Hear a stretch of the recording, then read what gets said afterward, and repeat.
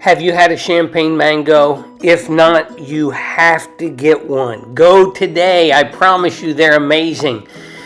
There's a big flat seed inside that you cut around. You're seeing how you cut around it with this knife.